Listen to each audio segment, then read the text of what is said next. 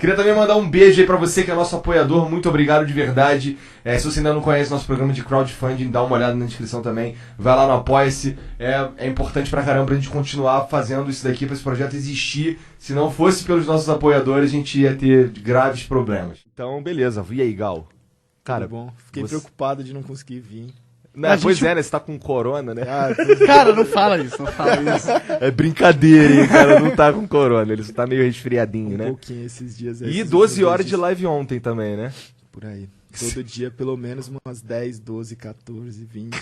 Nossa, 20, Depende. 36, 37. Caralho, esse cara é maluco. Caralho, cara, 37 horas. Meu recorde foi 37 horas. Nossa, e você ficou só jogando CS às 37 horas? Cara, foi muita coisa. Na época foi 2018. Pô, eu quis fazer a live de 24 horas, aí eu fiz a live de 24 horas, terminou as 24 horas, eu tava meio num jogo, aí tava gostando, tava com o pessoal, falei, vou mais um pouco. Aí quando vi já tinha dado 26, 28, 30. Caralho! Aí quando chegou em 37, o pessoal falou, mano, vai morrer, né? Lá vai a Record criar mais um caso sensacionalista sobre os games. Não tem mais 18 anos, né, Gal? Mas eu me sinto como. Caralho, aí sim. Aí sim, é o sonho de toda a gente, na verdade, né? Eu tenho um pouco esse sonho também. De ter essa energia toda? E de poder fazer as paradas que eu curto sem restrição, tá ligado? Não é qualquer adulto que tem a liberdade de passar 36. E também não é qualquer adulto que tem a liberdade e ganha uma grana fodida enquanto faz isso, né? O que é incrível, de certa forma. Há 20 anos tu tá no CS, né? Mais de 20 anos, vai fazer agora, desde 99, desde quando lançou, né? Foi um dos primeiros a encostar no game aqui na época das Lan Houses, quando surgiu o assunto Lan House no Brasil, São Paulo. Foi uma época que foi ali que eu comecei mesmo. Garotão, né? Garotão. Igual eu tava te falando aqui antes, eu joguei um pouco de... Mas eu nunca fui bom. Eu gostava de jogar. O lance de estar na Lan House com aqueles amigos lá, porque a gente... tinha uma cultura diferente de se juntar pra jogar. Tá. Hoje é muito online, né? Sim. Não tô dizendo que há um problema nisso, tô dizendo que era diferente. E era muito foda pra mim juntar. A gente pegava de madruga na Lan House, Sim. chamava de Corujão lá no Isso. Rio. Aqui também? Aqui também. Então, aí o cara da Lan House lá cobrava uma grana, pedia uma pizza no meio da madruga, todo mundo comia ali, jogava um negocinho. E, cara, era um momento foda de estar com a galera, né?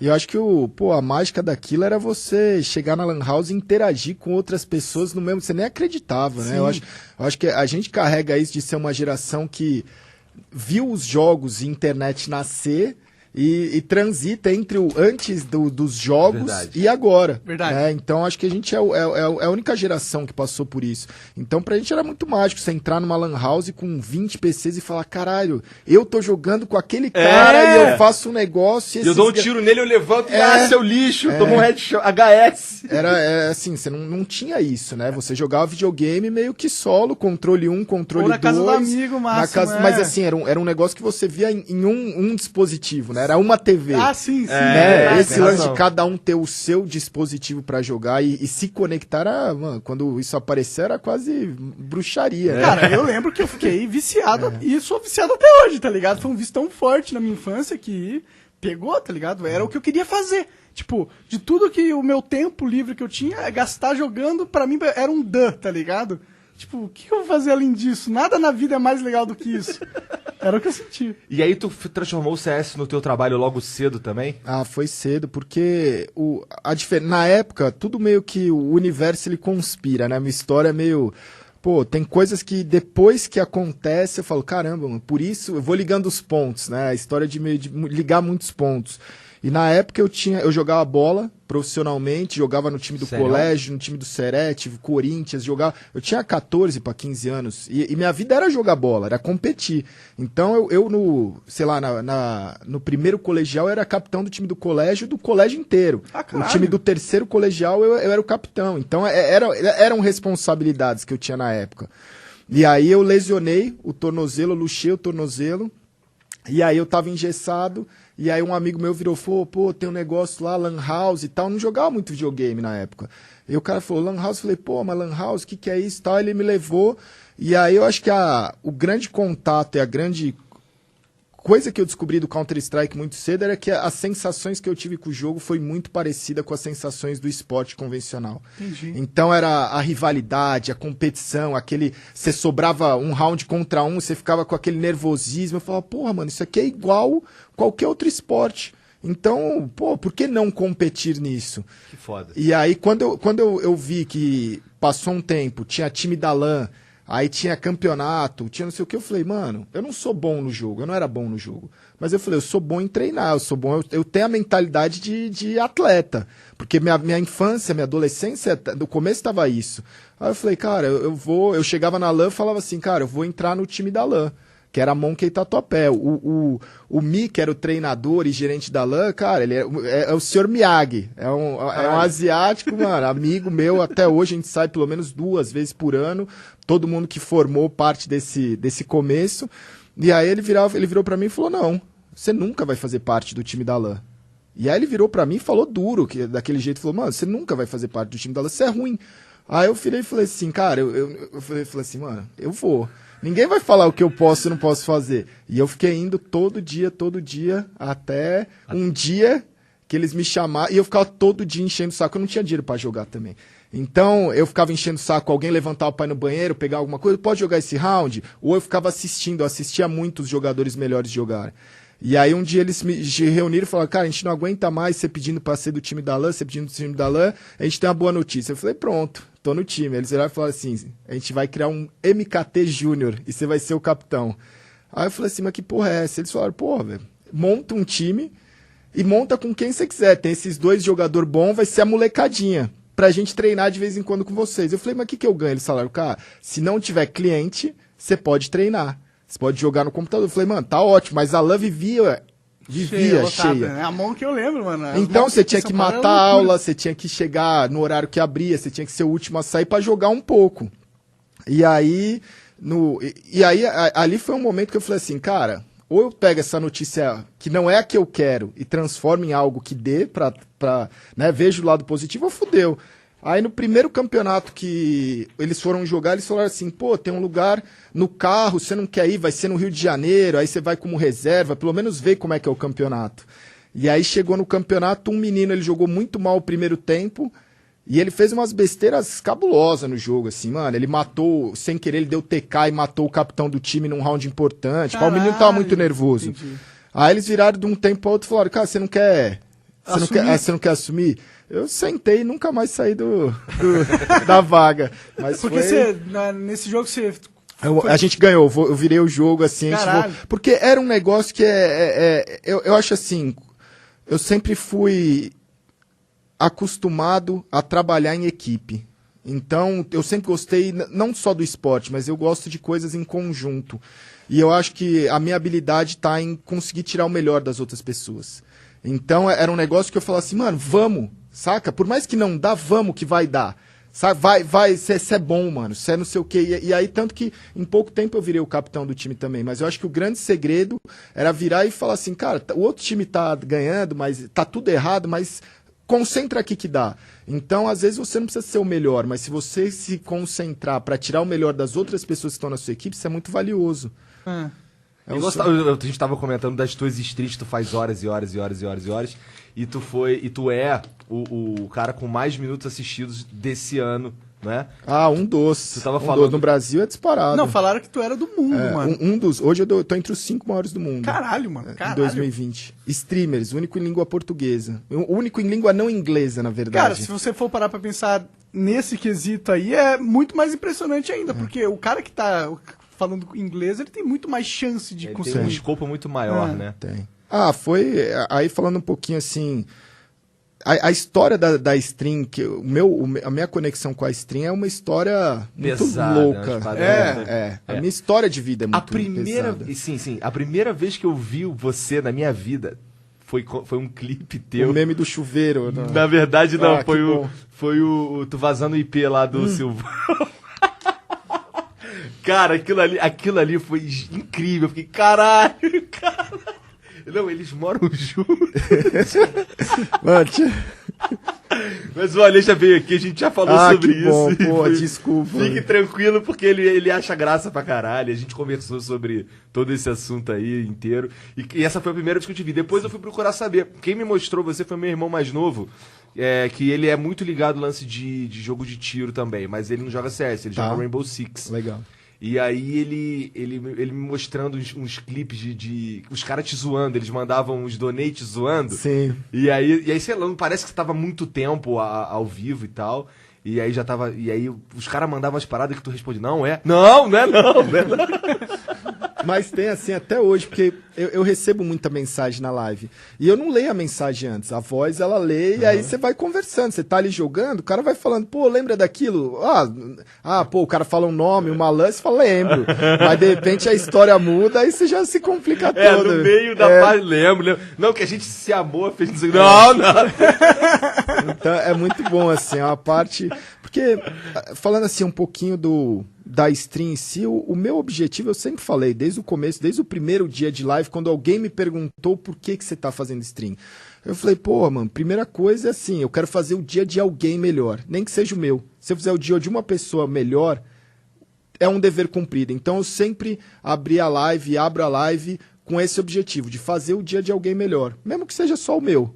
Mas já é o dia de alguém melhor. Certeza. Então sempre teve essa aproximação muito grande de tentar ser alguma coisa leve e que seja algo que o cara fala assim, porra, mano, que bom que eu tô tirando um peso do dia a dia que é muito puxado, né? Eu tô falando da história, você falando desse lance do stream aí, a gente sabe que... Quer dizer, talvez alguém não saiba por que você começou no stream. Tá. Mas tem um lance que você tava mal, tava tomando remédio, não foi uma parada assim? Foi... Cara, o lance da stream é muito louco, porque foi assim, foi literalmente... Vamos lá.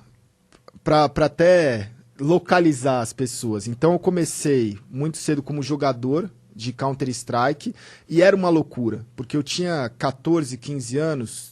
15 anos eu comecei a competir, 16 para 17 anos comecei a ter muito resultado. Então imagina que no meu último ano de colegial, quando eu estava no terceiro colegial prestando vestibular, na época do vestibular eu tive a primeira viagem para o World Cyber Games, que foi na Coreia. E ou eu fazia o vestibular, porque não tinha muitos vestibulares, ou eu prestava lá a FUVEST ou ia para a Coreia.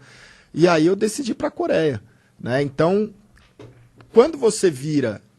hoje e fala assim, pai, eu quero ser jogador de esporte, ou mãe, ou família, ou namorado, qualquer coisa, os caras já hoje ainda têm um preconceito. Sim. Aí eu faço, cara, imagina isso em 99, 2000, 2001. Essa é maluco, Do né, tipo cara? assim, cara, o pessoal do colégio me achava, pô, que esse cara, o cara era capitão do time do colégio, tá ligado? O que ele tá indo fazer jogando videogame? O que ele tá, por que ele não vai prestar vestibular? Então, quando eu fui pra lá, eu vi que eu falei, cara, é um mundo à frente, né? Primeiro que era na Coreia, a competição foi muito louca, era aquilo que eu queria fazer. E aí eu imaginei, eu falei assim, cara, o que os outros querem pra mim, foda-se. Ali eu fiz um pacto de vida que eu falei, eu vou fazer o que eu quiser, a vida é minha.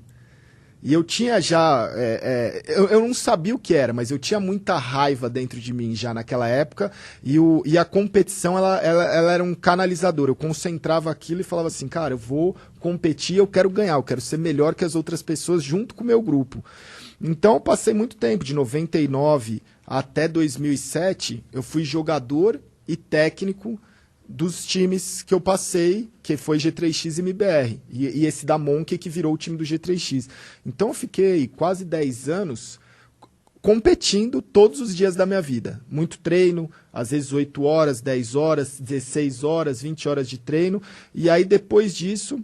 E nesse cenário aí, bem jovem, já dava pra tu ganhar uma grana e se manter, pagar um aluguel, não sei o que? Era muito pouco, assim. Pra época era bom, mas aí eu acho que é uma curva que acontece hoje. Imagina assim, na época que eu comecei, você é muito novo, com 16, 17 anos, você ganha um campeonato que te dá 200, 300 reais, você fala, porra, mano, eu vivo 1 mês, 2 meses, 5 meses com essa grana. Você mora na casa dos seus pais. Sim. Você tá com 18 para 19 anos, eu já comecei a receber salário. Então era 1.000, 1.500, é uma grana boa, mas você tá na casa dos seus pais. Quando você ali você fala assim, putz, é animal, porque com 18 anos você ganhar R$1.000 só de salário, mais premiação. Isso em 2001, 2002 era dinheiro 2002, pra caralho. 2003 era dinheiro pra caralho. Isso aí é o dobro do que é hoje. E aí Naquela época. é uma curva que você faz assim, cara, o pessoal da sua idade de 18 anos tá se fudendo para entrar numa faculdade, vai entrar na faculdade para se fuder, vai ficar 5 anos para ser estagiário.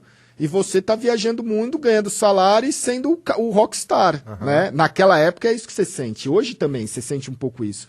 Só que aí o cara faz a faculdade, estagiário, começa a trabalhar e começa a ser bem sucedido. Com 25, 26, 27, 28. E vai chegando essa idade, você vai começando a ver os seus amigos que você tava, não rindo, mas você fala assim, pô, mano, o cara agora ele tá bem. Né? No sentido, o cara comprou um carro, o cara comprou uma casa, o cara casou, e aí você começa a olhar e fala assim, putz, eu ainda não fiz faculdade. Né? Então, eu comecei a olhar e falar assim... Isso com quantos com anos? 24, 25. Entendi. Então, eu olhei e falei assim, cara, eu ainda não fiz faculdade, só que a minha bagagem de vida era muito maior. A minha experiência era muito maior. Só que eu não sei se o mercado estava preparado para isso. Sim, sim. Né? Então, o que eu fiz foi, com 23 para 24, eu comecei a fazer faculdade, não dava para eu ser jogador, e eu falei, eu posso ser técnico. E foi muito bom. Eu fui campeão mundial como o primeiro treinador de CS campeão mundial, porque não existia essa figura do técnico. Consegui me formar, saí da faculdade... E o que você se formou, cara? Em marketing. Ah. Então, e aí um pouquinho antes uma conexão que eu fiz, que era a gerente da Intel patrocinava a gente como G3X, e aí depois ela começou a trabalhar na Samsung. Nessa época ela estava na Samsung, e eu estava no penúltimo ano, acho, da faculdade, ela falou, tem uma vaga de estagiário aqui, você não quer vir fazer o teste? Aí eu falei, claro, fui lá, aí eu cheguei na vaga de estágio, aí era eu, que fazia a Embi Morumbi, aí tinha 2 pessoas que era da USP, um menino super novo tal, e uma menina também, devia ter, sei lá, 20, 21 anos, assim, tava também no 3º ano da faculdade. E aí eu falei, caralho, tô competindo com as pessoas da USP, né? E aí foi indo a entrevista em 3 pessoas assim, aí tinha lá a pessoa do RH, e aí teve um momento da entrevista muito louco, porque ela perguntava qual era um case de sucesso e um case de fracasso de cada um. Aí a menina, ela falou que organizou a formatura do colégio, que foi o case dela, eu não lembro qual era de fracasso. O menino, ele organizou um evento para a empresa, só que aí ele falou que o mesmo case de sucesso era o de fracasso, porque o evento foi uma porcaria. Aí eu virei e falei assim, cara, quando perguntou para mim, eu contei a minha história rapidamente de competidor, que já tinha sido campeão do mundo, que já tinha feito... Eu contei um pouco da minha história, e o case de fracasso eu contei uma vez que a gente ganhou um título aqui no Brasil e dava vaga para a França, e a gente tinha que conseguir o recurso, porque o campeonato não pagava. E a gente não conseguiu juntar, acho que era 30 mil para viajar, a gente juntou 15 mil, 16, e foi um fracasso para mim na época. Só que ficou tão discrepante as histórias de vida de cada um, que quando saiu dali eu falei, cara, a vaga é minha. Né? Porque ali foi o primeiro, eu lembro dessa história até hoje, porque ali foi o primeiro momento que eu olhei e falei assim, cara, valeu a pena. Valeu a pena, mas valeu muito a pena. Não valeu pouco. É do tipo assim, hoje eu posso não estar na melhor faculdade, porque para você entrar na melhor faculdade, você tem que estudar muito, você não tem que ser, não é a pessoa às vezes só inteligente. Ela tem que estudar muito. Com certeza. Mas ali quando você compara no dia a dia, eu falei, cara, esse pessoal, ele não de vida não te prepara. Estudar para o vestibular ou passar numa faculdade não te prepara para a vida.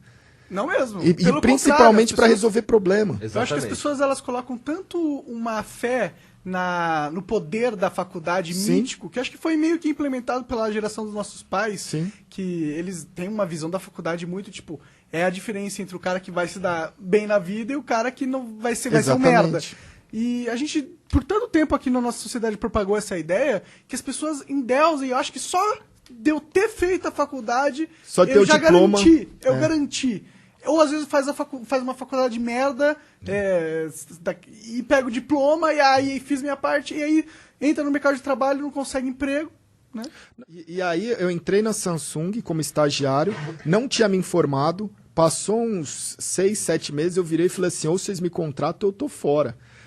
E aí, não, mas nunca contratou, a empresa nunca contratou sem o diploma, não pode tal, não sei o quê. Eu falei, então tô fora.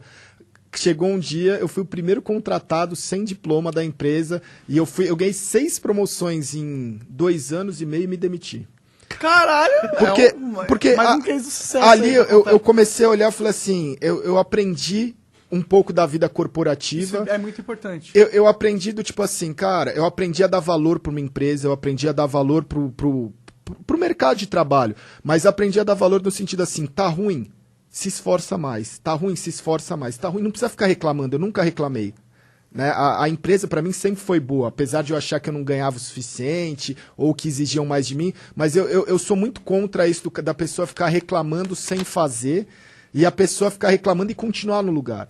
Então o que eu fazia eu quero coisas melhor. Ah, mas pô, por que você quer? Porque eu tô fazendo isso, isso e isso. Então quando você se mostra uma pessoa boa e que você faz algo muito bem, você vai ganhar as promoções. Eu acho que hoje, por exemplo, né, indo e voltando, a stream em si, ela é o resumo de grandes e de vários fracassos, não de sucesso. Eu considero muito mais valor nesses fracassos que eu tive do que no sucesso. Parece meio clichê, pô, não sei o que e tal, mas, mano, você tem que quebrar muito, você tem que fracassar muito, porque é um negócio que te deixa mais forte.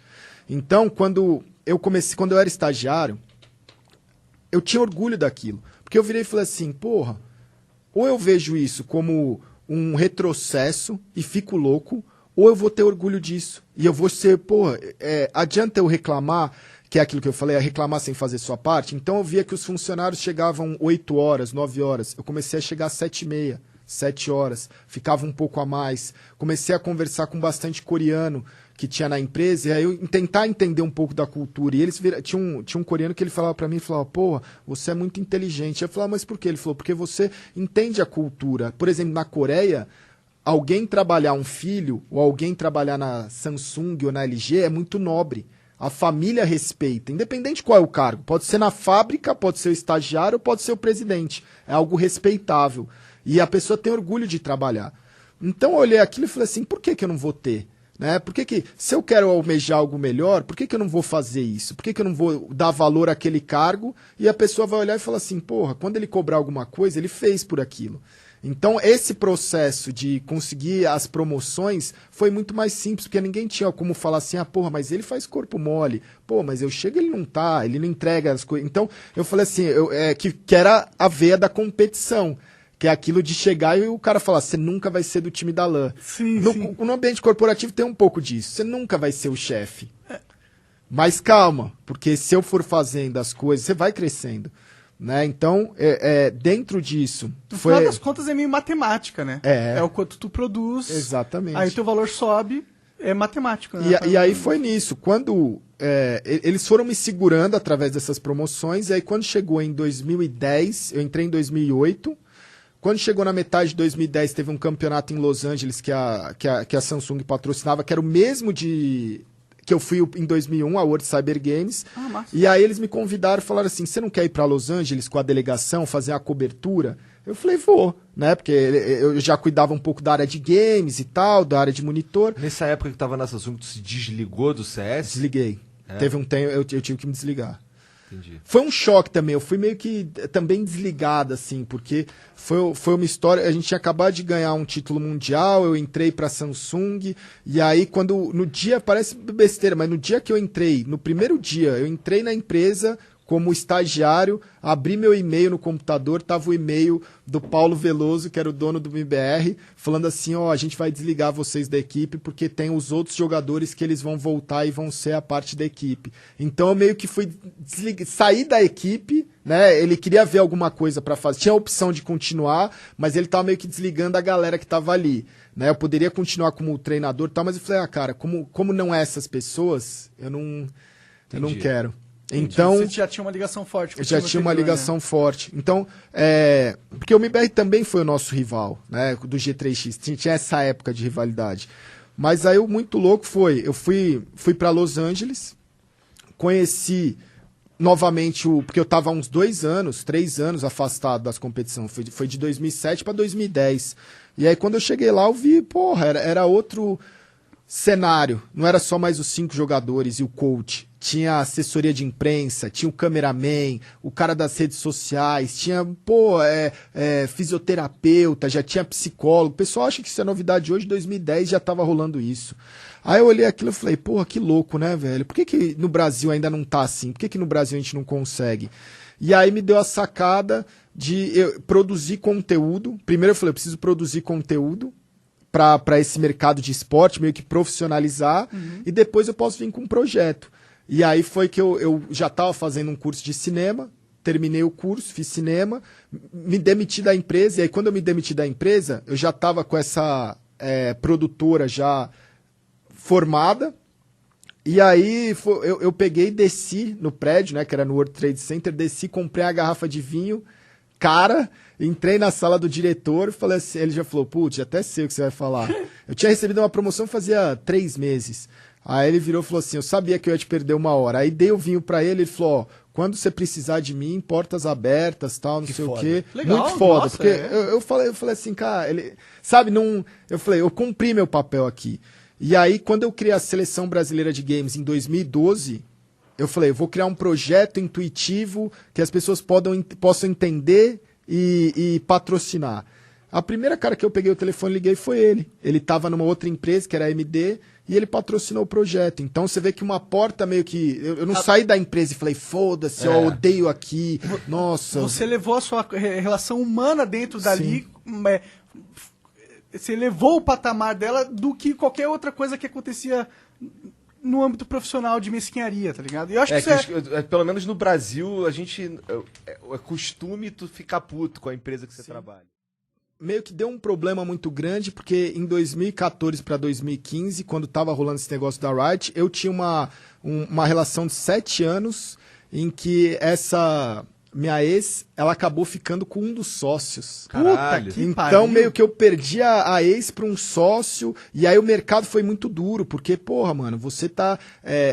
são sócios de uma mesma empresa que trabalham no mesmo mercado. E de repente a sua ex-namorada, que tá há 7 anos, estava há 7 anos com você, virou a namorada do outro cara. Isso que foi era bizarro, que bizarro. Mano, que escolha bizarra. então foi um momento ali dentro. Sócio filho da puta também.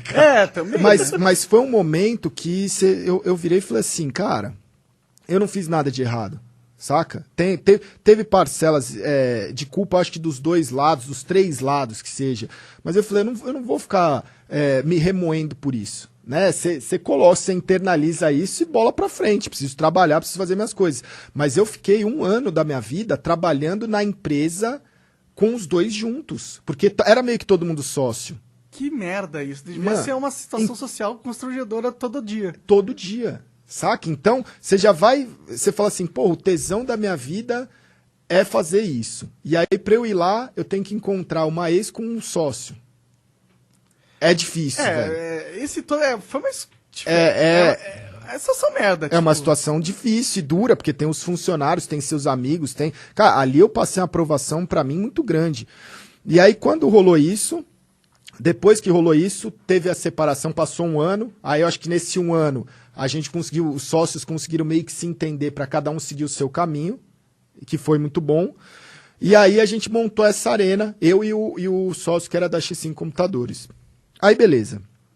Montamos a arena, tava num outro relacionamento também já, e aí eu não tava muito bem porque... E tu foi lá e pegou a mulher do teu sócio também. Aí eu não tava muito bem por questões assim, pessoais de vida, porque em 2017. 2017. Em 2017 eu comecei a fazer terapia.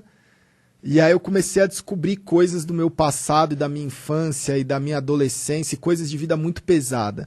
E aí eu comecei até a descobrir assim, falar, pô, por isso que eu tinha raiva, por isso que eu tenho tanta raiva, por isso que... Sabe, eu comecei a entender muitas coisas, porque não foi fácil. Quando um pouquinho assim, né, de família. A minha família é pequena, mas é muito intenso, assim. Eu tive problema.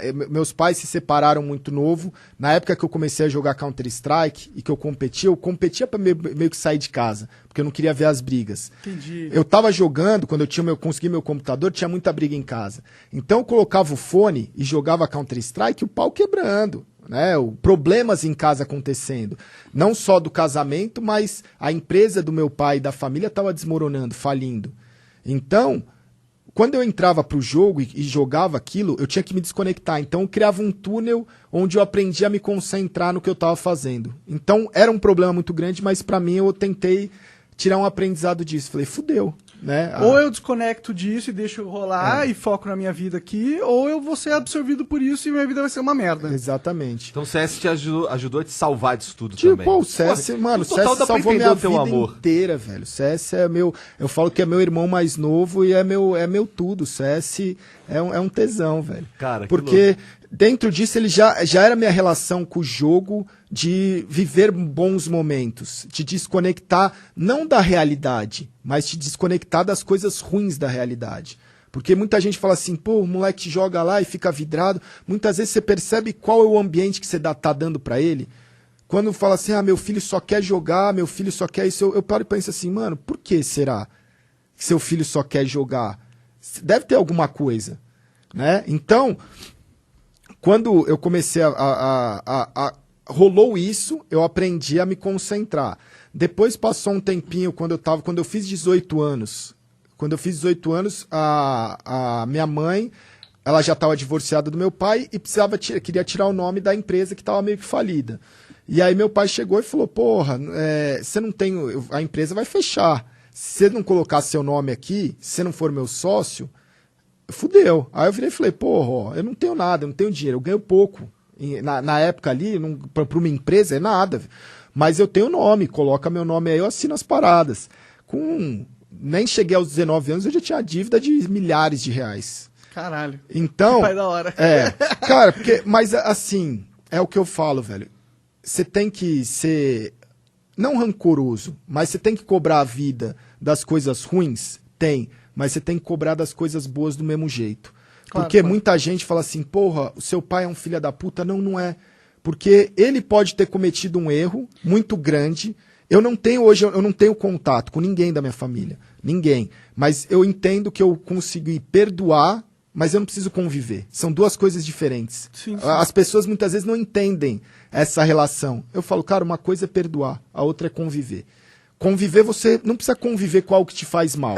Se você tá convivendo, aí você entra de novo no meio de briga, de encheção de saco, você fala, mano, eu só não preciso disso pra minha vida. Tá Exatamente. Independente se é sua família de sangue, Sim. ou é um sócio, ou é uma namorada, ou é uma... Mas eu tenho certeza que no momento que eles precisarem de você, talvez você ajude. Sim, mas assim, é uma relação que eu aprendi naquele momento e hoje eu aprendi isso, que é do tipo, eu sou grato por muitas coisas boas que aconteceram, sou puto com muitas coisas ruins que aconteceram, mas eu aprendi com tudo isso. Então, do mesmo jeito que me fudeu, né, de eu pegar e telefonar e falar, porra, ó, eu lembro muito, são pontos da minha vida que eu levo, que eu lembro constantemente, que é de pegar o telefone do orelhão e falar, porra, eu tenho uma conta no banco, tinha um pouquinho de dinheiro lá, que é o que eu recebo, os caras bloquearam a conta. E aí ele virar e falar, se vira, velho, não tem o que fazer. Caralho. Então, é do dia pra noite isso. Então eu passei quase 10 anos da minha vida sem poder ter uma conta no banco, sem poder ter um carro no meu nome, sem poder ter um cartão de crédito, sem nada. Né? Caralho, então, 10 anos? 10 anos pra eu conseguir pagar as dívidas. Você falou que isso chegou no ponto da terapia que você tá falando. Sim. E aí tu começou a lembrar dessas paradas. E isso te mas... fez mal? Tu Cara, fazer terapia e aí quebrou? Então, isso... Abriu a caixa de Pandora, isso né? eram coisas... Essas coisas eram coisas que eu já tava ali lidando. Mas tinham coisas da minha infância, eu fui abusado sexualmente pela minha mãe. Caralho. Entendeu? E eu não sabia. Porque quando o pessoal começou a ver minha stream no começo, e aí, cara, rolou muita coisa. Muita coisa. E aí as pessoas falavam, pô, mas e sua relação com sua família, isso tal? E eu contava as coisas, eu conto as coisas. Porque eu falo assim, eu não posso me envergonhar disso. Porque são coisas que... É legal pra mim? Não é. É legal pra minha família, pra minha mãe, pro meu pai? Não é. Mas aconteceu e eu também não posso omitir. Porque o que eu percebi, o que me deixava muito mal, era eu pensar que eu tinha culpa nisso. Essa era a loucura. Que eu falava assim, caralho, velho, eu sou um bosta. Por quê? Porque eu não posso falar isso. Eu não posso... Não pode entrar nessa, senão fudeu. Não. E aí eu acho que é uma coisa que só quem passa sabe. Que é você saber ter esse lance do... Quando existe qualquer forma de abuso, você sente culpa, né? Se você é aquilo, pô, uma menina que é estuprada, ela fala assim, pô, mas será que eu tenho culpa de ter usado aquela saia ou de estar naquele lugar na hora errada? O que é uma armadilha do caralho. Mas ela não tem culpa nenhuma. Claro, mas exatamente. Muitas coisas do mundo e da nossa sociedade faz a gente pensar isso. Fala assim, caralho, mano, na verdade você às vezes tinha culpa, porque você tava ali, será que você não tinha que ter agido desse jeito? Então eu pensei, pô, mas eu era uma criança, eu tinha 4, 5, 7 anos. Como é que eu ia saber disso naquela época? Né? E aí quando eu fui enfrentar, porque o que aconteceu foi o seguinte, eu descobri uma série de acontecimentos, e aí ali na terapia me deu a força para enfrentar essas séries de acontecimentos, algumas dessas que eu tô falando. Uhum. E aí quando eu fui enfrentar isso, foi de um papo tipo, não sei o que tá acontecendo, você é louco. E, pô, não aconteceu nada disso. E aí eu virei e falei, porra, mano, uma coisa é o que existiu. Outra coisa, vocês não vão me meter esse louco, entendeu? E aquilo ficou um negócio que eu falei assim, porra, velho, além de acontecer tudo isso, se ainda vai fazer eu me sentir mal por isso, então, a partir desse momento, eu não quero relação. Porque as coisas estão muito claras, você não fantasia. Que é meio que como qualquer abuso. Não é só um abuso físico, porque a pessoa ela te abusa fisicamente enquanto você é criança. Quando você vira pré-adolescente, adolescente, o abuso é psicológico. Ah, porra, mas você vai namorar mesmo? Nossa, mas essa menina, será que é boa pra você? Nossa, mas... E é um controle que vai te seguindo, e aí você fica assim, cara, é um negócio... E pra mim foi muito duro, né? Então eu precisei de um tempo pra mim. E aí nesse tempo... que eu já comecei a desenvolver um quadro de depressão, porque foram muitas coisas pesadas em pouco tempo, eu virei e falei assim, ó, eu tava num outro relacionamento, aí eu virei e falei, ó, eu preciso de um tempo para descansar, né? Não de vida, de trabalho, dessas coisas. Ah, por que você não vende só parte da empresa, da arena, e, pô, fica sossegado? Aí eu falei, beleza, vendi, cheguei numa outra pessoa, achei um outro sócio, isso foi em 2017. Achei um outro sócio, fiz um negócio, ele me deu lá um imóvel, vendi o imóvel, peguei o dinheiro e falei assim, mano, não tô tão bem, né? Ah, pô, você não tá tão bem, ó, passa esse dinheiro aqui que eu cuido. Puta. E aí já era um relacionamento de quase um ano, mais de um ano, por aí. Passou a namorada na época. Na época. Aí, mano, passou uma época assim, tipo, poucos dias depois, poucas semanas depois, ela pagou as dívidas que ela tinha, fez os rolês dela, fez não sei o quê, virou e falou assim, ó, você tem 24 horas pra sair da minha casa. Aí eu virei e falei, porra, mas... Foi nessas palavras. Teve uma treta, mas aí foram nessas palavras. Eu falei assim, porra, mas e o dinheiro? Que eu vendia a minha parte, e o meu dinheiro? Aí sabe o que eu ouvi?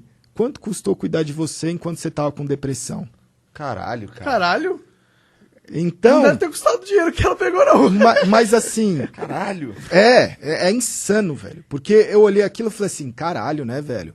É foda isso. Então tem, 24 horas... Cara, ano vocês estavam namorando? Mano, morava na mesma casa. Entendi. Morava na mesma casa, só que a casa era dela. Entendi. Então você tem 24 horas pra pegar suas coisas e vazar. Nisso daí, eu juntei minhas coisas, que não eram muitas coisas. Eu tinha um computador, tinha uns negocinhos, pá, não tinha cama, não tinha nada, não tinha colchão. E aí eu saí ali nas ruas, achei uma kitnet, literalmente, que é um quarto que tinha uma pia de cozinha, e um banheiro. Era isso. Basicamente, um armarinho era isso. E aí eu virei pro cara e falei, porra, mano, consegue alugar aqui pra mim? É pra estudante, era no Butantã. Estudante da USP alugar ali. Aí ele virou e falou, ó, custa 1.300, é aluguel, condomínio, luz, água, tudo junto. Aí eu virei e falei assim, porra, animal, velho, eu quero. Aí ele falou, ó, precisa de fiador, não sei o que e tal. Eu falei, ó, eu não tenho. Mas o que eu tenho é que eu te garanto que todo mês eu vou te depositar. O cara pegou e falou assim, porra, difícil e tal, não sei o quê, mas gostei de você, vou confiar. Né? Tinha mais umas unidades lá. E foi aí que eu achei aquele espaço onde, cara, eu cheguei ali as primeiras noites, eu não tinha cama pra dormir, não tinha colchão, dormia no chão. E aí, naquele momento, eu olhei e falei assim, o que eu faço da minha vida? Né? Foi aí que eu falei, vou me matar. Porque seu mundo acabou, você não tem dinheiro, você não tem dinheiro pra comprar o seu remédio, você não tem dinheiro pra comer, mano, tudo deu errado. né? Caralho, isso é uma situação que É o fundo pouca do poço, gente né? sai daí, cara. Cara, é um negócio. Eu cheguei a subir na mureta do prédio pra me jogar. Era um prédio de 3, 4 andares. Pô, Né? mas- E ali, nesse finalzinho, eu já tava criando um conteúdo, já tava fazendo algumas coisas. Só que antes de ser clinicado, teve um momento de vida que, assim, antes de eu ser clinicado com depressão, porque aí, nesse dia que tocou o interfone, eu fui parar no hospital. Mano, ali que eu O fui. que era esse interfone tocando? Era essa minha ex, Ah. que ela resolveu passar lá pra ver onde eu tava e tal. E aí eu tava em estado de choque. Ela virou e falou, mano, você não tá bem, saca? Tipo, ela percebeu que ali ela tinha interrompido alguma coisa. E aí ela me levou pro hospital. E aí no hospital, eu fui parar no hospital público, no hospital, cara, eu comecei a contar a história pro psiquiatra que tinha lá. Quando eu vi a sala, tinha ele mais 2 pessoas que ele tinha chamado. E quando eu vi a sala, tava os 3 chorando, velho. Aí eu olhei e falei assim, mano, tipo, boa coisa não é. Eu não tava conseguindo, né? Foi uma cena. Porque eu contei ali, eu desabafei e contei com detalhes, as coisas que tinha rolado, pá, não sei o quê. Eles viraram e falaram, cara. Depois disso, eu fui num outro psiquiatra. Ele falou, você tá com depressão profunda e severa, tal, não sei o quê. Não te internaram? Não chegou a internar porque eles me deram uns remédios muito fortes.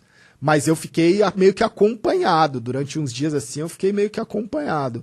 E eu virava e falava, mano, vai me internar onde? Eu não tinha plano de saúde, não tinha dinheiro. Vai me internar onde? Não tinha ninguém pra ficar ali comigo.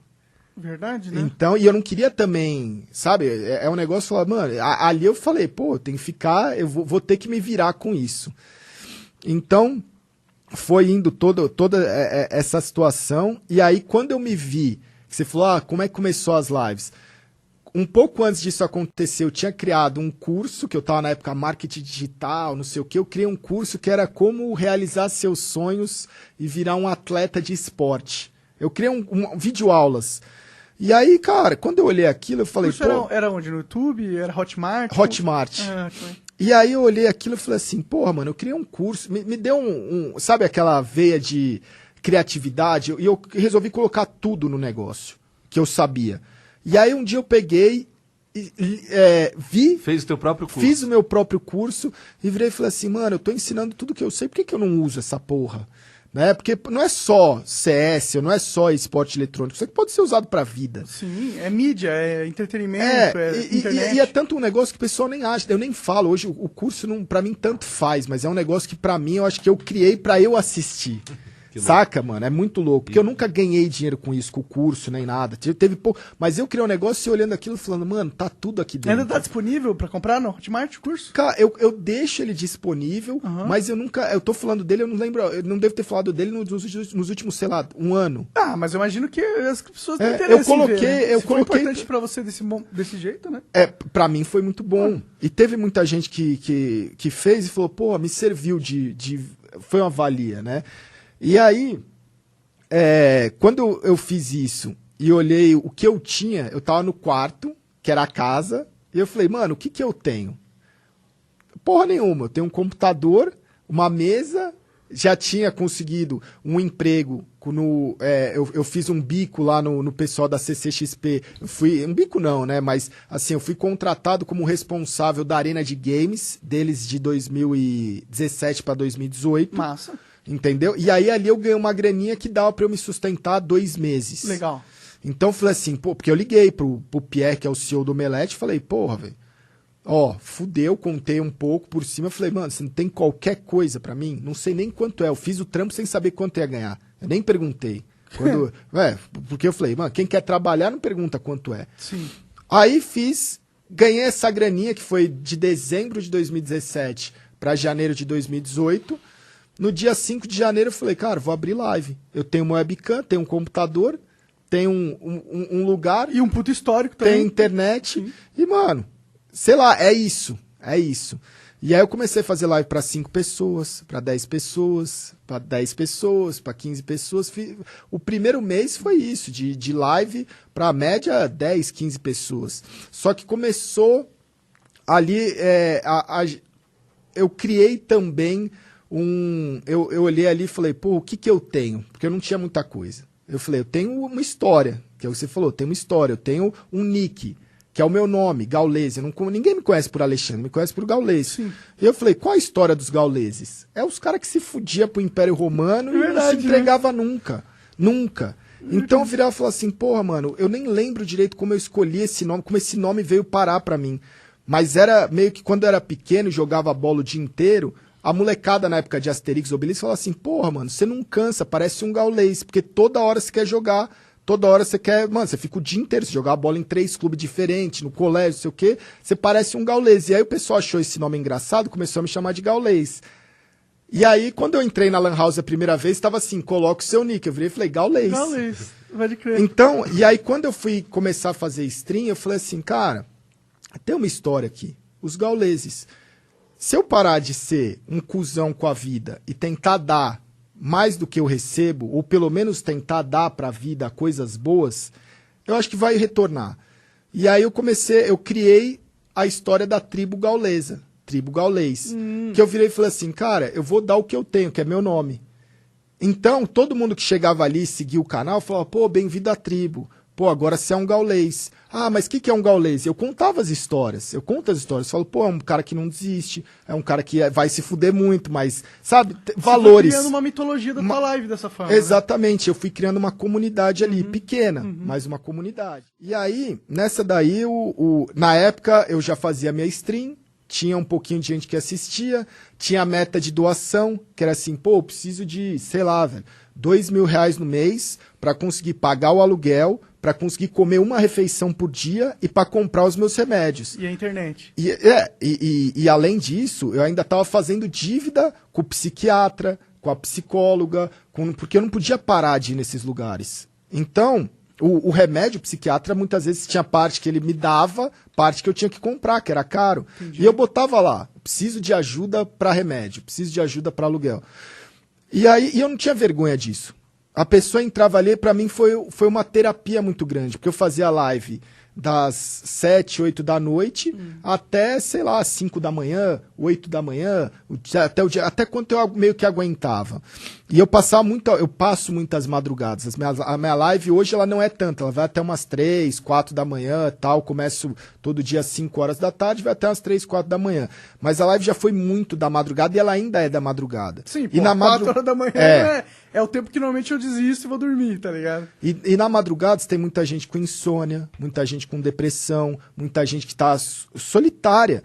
E eu comecei a criar uma comunidade em cima, não dessas pessoas, mas em cima de coisas assim, cara, vamos passar, tá difícil pra mim, tá difícil pra todo mundo. Vamos passar esse tempo junto, porque talvez melhore as coisas pra gente. E aí depois disso o pessoal falou assim, mas porra, esse cara tá drogado. Ah, porra, esse cara, ele só consegue fazer esse de live porque ele tá usando alguma coisa. Chegaram a pedir pra tirar o meu canal da Twitch. Caralho, cara. Porque falavam que tinha alguém se drogando fazendo live porque ninguém aguentaria fazer isso. E eu falava assim, mano, isso não é que eu tô me drogando, é porque eu tô fazendo uma parada com tesão. Porque se eu não fizer virar por mim, ninguém vai fazer virar. E outra, você tava com um caso clínico de depressão, né? As drogas, elas não eram injustificáveis. Mas ninguém entende isso, Monark. É um negócio que ninguém entende, que é assim, o cara entra na sua live, se você tá ali meio grog de um remédio que você tomou, porra, mano, o cara ele quer consumir um conteúdo, ele vai falar, pô, tá doidão, mano? O que você tá fazendo? Por que você tá assim? Por que você fala lento? Por que você não joga tão bem? E aí foi meio que um caminho que eu olhei e falei assim, eu gosto de cinema, fiz cinema. Pra mim, um dos filmes que eu gosto muito é A Vida é Bela. E eu falava assim, porra, mano, eu preciso transformar tudo de merda que eu tô passando em coisas boas. É foda, cara. Fica à vontade aí. Eu tô emocionado aqui, cara. É, cara. Porque, assim, não é... A tua história, cara, e chegar onde tu tá hoje, tá ligado? Não é pra qualquer um, com certeza. Com certeza. Essa vitória, cara, é só... Porque, assim, a gente tá conversando aqui, você se emociona e tal, sim, mas quando eu vejo hoje, cara... Quando o Jean fala pra mim, cara, olha o Gaules, cara. A gente assiste aqui junto, sim, tá ligado? Que é é um fenômeno, cara. Eu fui conversar com o Murilo da Twitch, ele fala, caralho, o Gaules é uma máquina mortífera, cara. O cara tem números absurdos e você ganhou de novo da vida, tá ligado? Isso é foda. Essa palavra que tá aqui na tua mão é muito foda, tá ligado? Porque isso eu vejo que te define, sabe? Sim. Ouvindo você falar, eu fazia ideia disso. Lembra que eu te falei? Sim. Fazia ideia da tua história. Mas, cara, você falar isso é realmente muito mais profundo e ver a maneira como você como você encarou essa porra toda, não é pra qualquer um, cara. Eu lembro de um tweet que você fez há algum tempo atrás, que me emocionou também, que você falando assim, cara, você tava agradecendo as pessoas da live e tal, por te ajudarem a não se matar, cara. Eu olhei aquilo e fiquei assim, caralho. Não Nossa. tem como ficar mais humano que isso. E aí, por exemplo, eu fiz um vídeo de uma das coisas do canal do YouTube no começo, e tinha um dos vídeos que eu mostrava algumas coisas, uns troféus, mostrava crachá, algumas coisas de casa, e eu aproveitei para mostrar uma parte do apartamento, do kitnet que eu morava. E aí, mano, o pessoal desacreditava, falava, mano, é aí que você mora? O pessoal ficava humilde e tal, falava assim, mano, mas é meu cantinho, eu preciso de mais pra quê? Né? E aí eu falo assim, mano, é muito louco, porque eu olho e eu nunca senti vergonha das coisas que eu passei ali, e eu nunca reclamei de falar, porra, mano, tá ruim. Não, é um momento, vai passar. E aí eu comecei a olhar e falar assim, o que eu posso fazer? Porque agora eu tô fudido, o que eu posso fazer? Ajudar. E aí eu comecei a ajudar e começou eu me senti bem, eu me senti melhor. E aí eu comecei a olhar o mundo de um outro olho, que eu falava assim, porra, velho, as pessoas estão achando que eu tô nessa situação, beleza, tem gente que tá pior e tá feliz, e eu que tô mal, eu vou conseguir ajudar essas pessoas. E aí o que eu comecei a fazer? Todo dia eu tinha uma grana que eu separava ali 20 conto, que dava para eu comer e pagar algumas coisas ali do dia a dia, né? E aí eu separava 10 reais, por exemplo, para eu ir jantar. Só que aí quando eu ia jantar, eu pegava um morador de rua e falava, mano, vamos jantar comigo aqui, velho, eu divido meu prato com você. Ou às vezes eu pagava o jantar da pessoa ali no barzinho, no bar que tinha lá perto de casa, pra ouvir a história. Então eu falei assim, porra, velho, como é que esses caras foram parar na rua? Ninguém olha pra essas pessoas. E aí eu comecei a fazer um ciclo de amizade com os moradores de rua da minha região. E o que eu fazia? Eu filmava aquilo. E aí eu falava assim, porra, se tem um amigo que ele pode fazer o story da balada, do hotel, da viagem, do carro, do não sei o quê. Todos os stories lá, os highlights, era tudo momentos luxuosos de ostentação. Por que eu não posso fazer momento com essas pessoas? E eu comecei a fazer os highlights, as histórias de cada um dos moradores que estavam ali próximo. Então, e isso começou a me dar uma força, porque aí veio as pessoas falar assim, porra, mas você tá ajudando, mas precisa mostrar? Eu falo, claro que precisa. Porque se eu ajudar uma pessoa e mostrar que isso é bom, você incentiva... outras pessoas vão se sentir nessa forma de ajudar. Então, cara, tem histórias muito loucas, né? E foi passando. Do primeiro mês de janeiro eu fiz $80 na Twitch, de 2018. Em fevereiro eu fiz papo de, $120, $130. Aquilo, na época, era pouquíssimo perto. Mesmo com o dólar hoje alto, é pouco. Não dá pra viver. É um Não salário dá pra mínimo, viver. no máximo. Não dá pra viver. E aí eu falo assim, ou desisto, ou eu penso que a minha empresa dobrou de tamanho quase de um mês pro outro. E continuei firme. E aí foram as coisas que a gente foi criando a máquina dos sonhos, que era uma forma que eu falava assim, ó, hoje eu tô precisando de grana pra viver. Vai ter um momento que a gente não vai precisar, que eu não vou mais precisar dessa grana de doação, eu não vou precisar de tanto pra bancar manter, o mínimo, né? Pra bancar o mínimo. E a partir desse momento a gente tem um compromisso que 50% pelo menos eu vou retribuir. Então, de lá pra cá até hoje, todos os meses eu pago a faculdade de um monte de gente, eu pago médico, eu pago... Cara, eu não sabia disso. Mano, 50... E aí, o que rolou? Pra você ter uma ideia, por exemplo, eu comecei a ganhar um dinheiro bom que daria pra eu sair do lugar que eu tava. E eu virei e falei, eu quero fazer até o Major, que foi... Eu saí esse ano, eu passei 2018 inteiro nesse lugar... E aí eu mudei, foi esse ano, acho que foi perto de abril desse ano que eu mudei. Ah, sim. Ano Não, do ano passado, É 2019. 2019. Perto de abril de 2019 eu mudei. Que foi depois de um Major. E ali eu já tava com números muito grandes. Eu já tava com um dinheiro bom. Eu já tava vivendo bem, mas eu queria ficar naquele mesmo lugar. Tu deu certo bem rápido. Rápido, também, né? rápido. Porque, cara, começou a viralizar as coisas, eu comecei a fazer muita coisa, eu comecei... Que eu falava assim, mano, você quer ter um canal? Porra, velho, trabalha, porque às vezes uma coisa que... O meme do chuveiro, eu brinco, tá? Eu gosto do meme do chuveiro, não sei se vocês Eu viram. não sei. Eu não vi, cara. eu não sei. Ah, então, o meme do chuveiro é foda, porque eu tava transmitindo um campeonato, e era um campeonato pequeno, e tinha bastante gente assistindo ali. Eu comecei a me identificar com as transmissões de Counter-Strike. E aí tava pegando fogo. Do lado da minha casa, na frente tava pegando fogo. Caralho. Aí eu virei a webcam e falei assim, ó, tá aqui, ó, incêndio, vou ligar pros bombeiros. O pessoal falou, sai de casa. Aí eu falei, não vou sair de casa, porque se o fogo chegar até aqui, eu entro no chuveiro e aí, pô, toma um banho. Ninguém nunca morreu queimado tomando banho. E é muito louco, porque aí são duas coisas que pra mim também marcou muito, que foi, eu fiquei até o penúltimo Major, né, o de 2019, eu fiquei na casa, porque eu falei, ali eu vou bater o recorde, velho. Ali eu sabia, tava pra acontecer. Eu falei, ali Você vai via ser. a tendência nos números. Eu via os números, eu via como é que tava o time do Brasil, e aí eu falei, mano, eu vou fazer um espetáculo, vai rolar a La Triboneira, que é o nosso estádio e tal. Mano, eu sonhei aquilo. Só que aí eu olhava e falava assim, mano, eu tenho uma internet. Eu tenho a energia do prédio, que às vezes dá uns pipoco. A minha internet não é tão boa. Mas eu vou fazer acontecer com o computador, com o mesmo computador que eu tinha, a webcam, do jeito que eu sempre fiz. E aí a gente botou 150 mil, que foi o recorde brasileiro até hoje. Ninguém colocou mais numa stream. E aí quando os caras olharam 150 mil... E tem gringo que até hoje o cara faz post e fala assim, porra, mas que tem, né? Que é isso? E aí o cara fala assim, porra, como é que os caras estão assistindo um maluco, literalmente, um maluco dentro de um quarto transmitindo 150 mil pessoas numa kitnet. Pequenininha.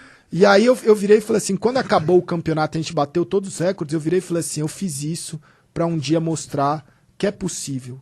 Você que tá em casa fudido, você que tem o sonho de ser um streamer, ou sei lá qual é o sonho que você tem, e você não tem ferramenta, porque vai ter um dia que os caras vão falar, pô, mas deu sorte, pô, mas o cara fez com isso, mas tinha estrutura, seu cu, mano.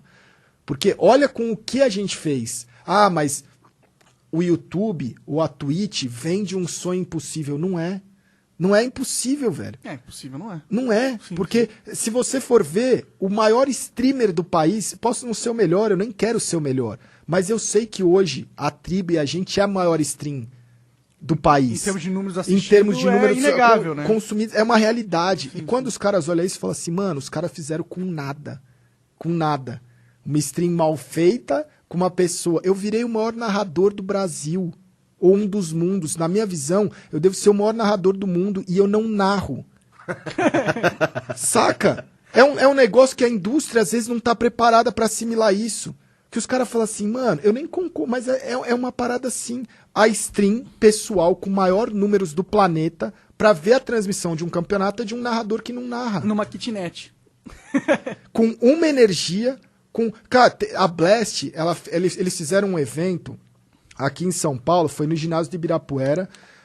Eles fizeram um setor, o primeiro setor, que era a La Triboneira. A gente vendeu 700 ingressos em 2 minutos. Caralho. Em 2 minutos deu sold out. Quando eles me levaram pro evento, eu usava webcam ainda.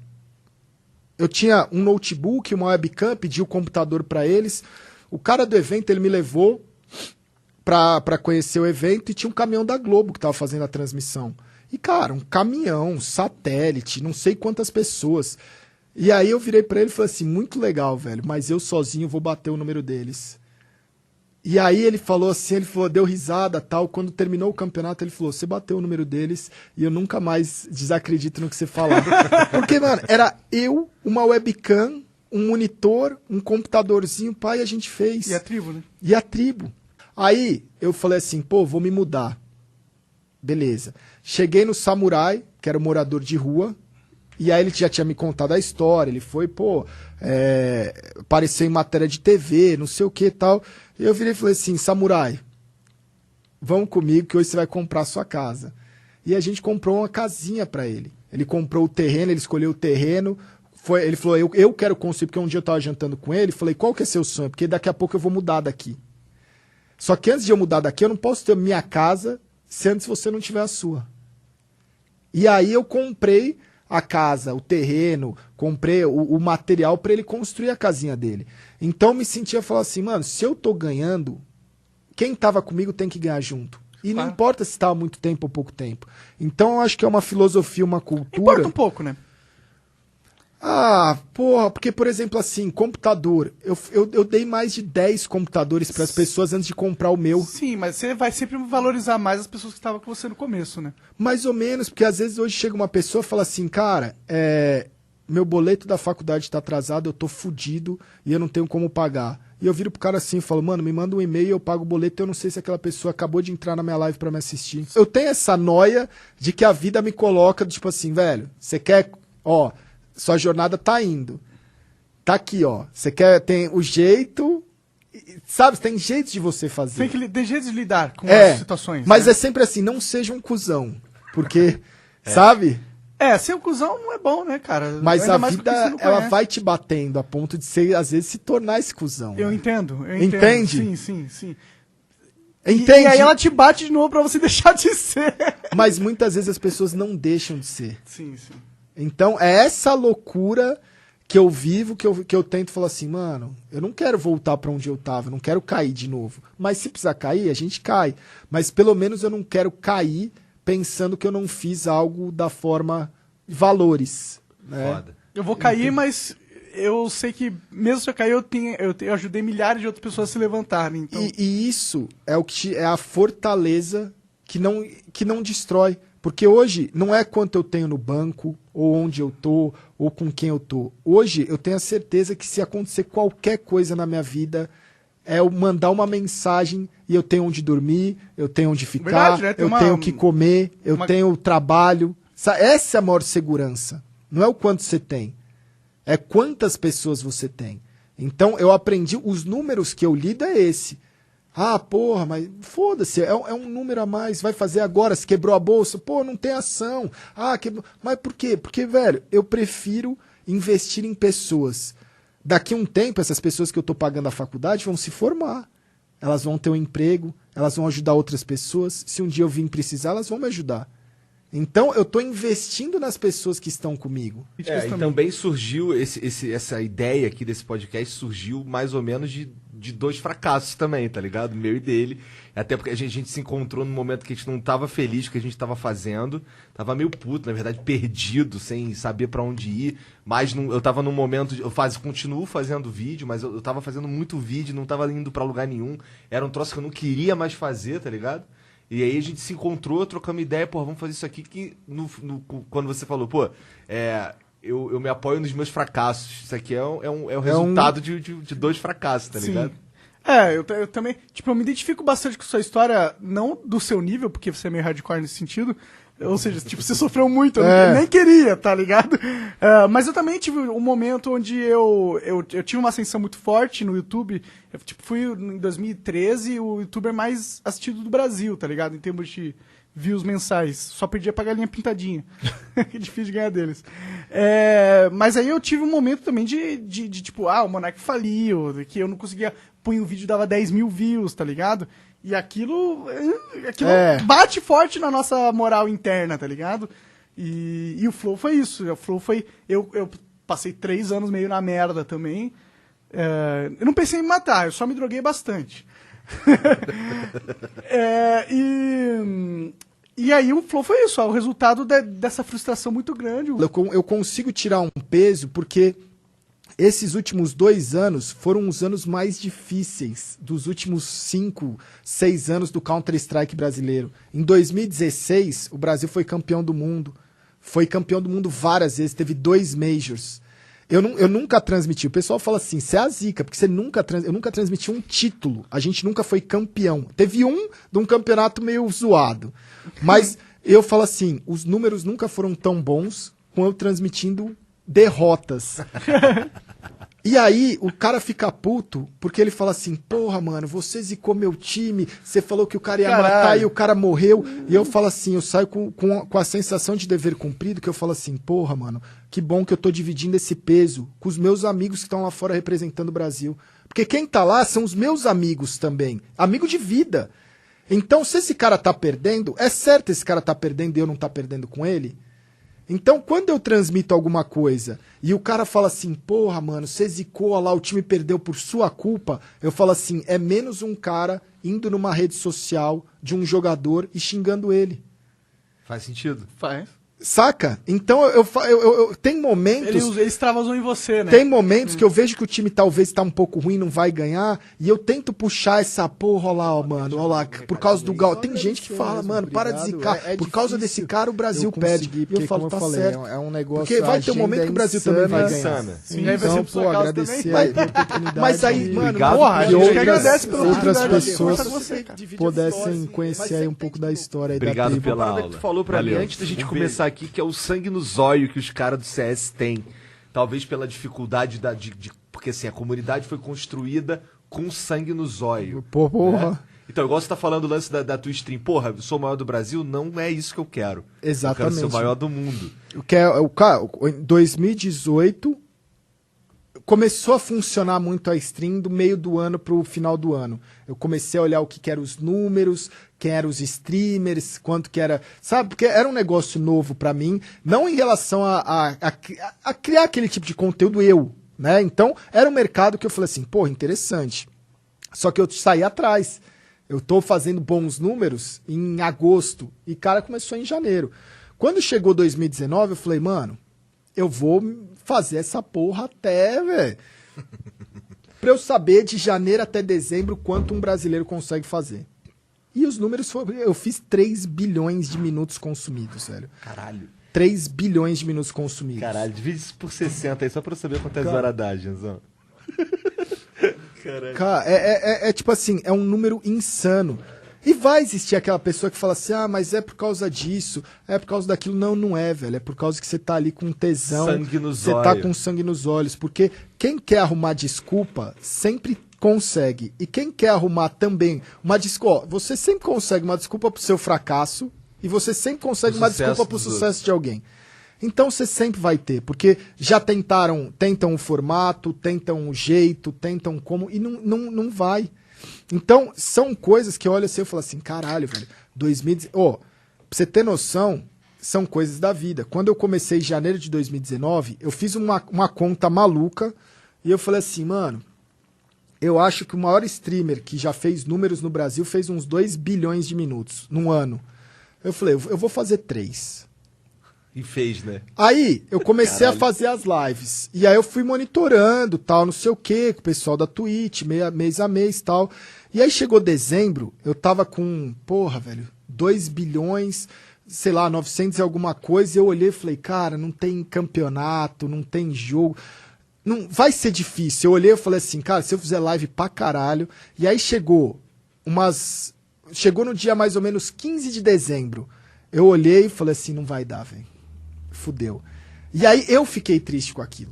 Porque eu olhei pra Leti e falei assim, porra, amor, tá foda, porque, ó, chegou o final do ano, eu quero esse número, é uma realização pra mim, pra tribo, pro Brasil, é uma meta que eu coloquei, e é o seguinte, ou eu desisto agora e fico feliz com o número que tá, sabe, é ótimo, pequeno, né? Não é pequeno, mas, ou então eu vou fazer live até o dia 31.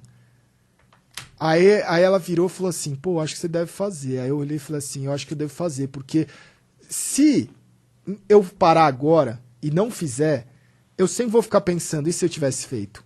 Mas e se eu tentar? Eu vou chegar no ano que vem, 2020, pensar, eu fiz até o final. E aí eu fui fazendo. E aí eu não me importei com o número. Em relação, mesmo sabendo que eu queria chegar, eu falei assim, mano, eu vou fazer lives do dia 15 de dezembro até o dia 31, do jeito que eu quero, jogando os jogos que eu quero, CS, outros jogos, do jeito que eu quero. E foi indo. Chegou, eu faço uma média de quase 10 milhões de minutos por dia. E eu precisava fazer mais ou menos assim no último dia. Era quase 8, 7 milhões.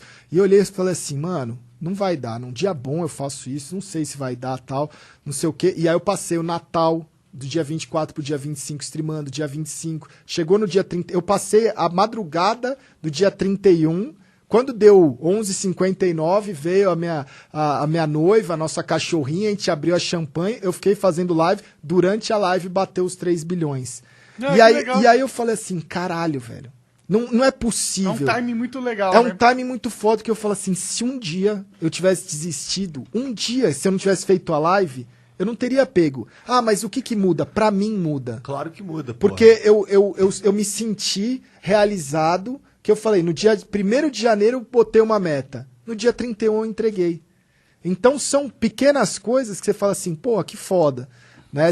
É esse símbolo. E aí o que eu falo, pô, eu passei o Natal com a tribo, eu passei o Ano Novo com a tribo. Muita gente no Natal, o pico da live foi na meia-noite. Do Ano Novo foi na meia-noite. Eu pensei, por quê? Se teoricamente o pico não deveria ser meia-noite. É porque tem muita gente solitária. Sozinho, É. Então, Não olha, deve ter muitos, né? mano, olha como é intenso isso. Você saber que, mano, muita. E aí o cara falava assim, pô, é uma relação que você cria, que o cara fala assim, cara, não importa se em 2021 ou 2030 você vai viajar pra onde você quiser no seu Natal. Porque no primeiro ano, que foi o ano passado, que eu tinha grana pra viajar o Natal e o Ano Novo, pra onde eu quisesse ir, eu podia olhar, virar e falar assim, meu amor, você quer ir pra onde? Se no primeiro ano eu passei junto com a minha família, eu tenho o direito de passar um próximo. Entende assim que é diferente?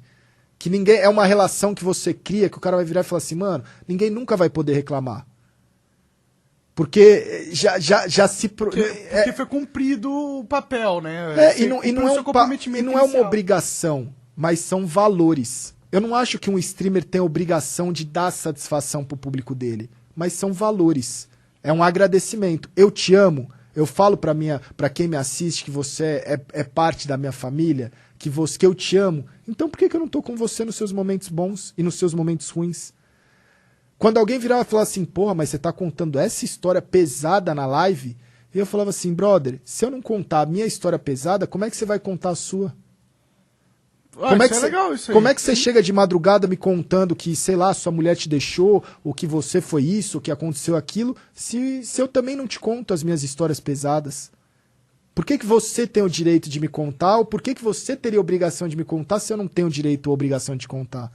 Então são olhares que eu fui trazendo e que são coisas que, porra, mas não importa. Pra mim importa. E é assim que você consegue se manter fazendo conteúdo todo dia. Pode crer. Uma conexão humana aí com o teu público.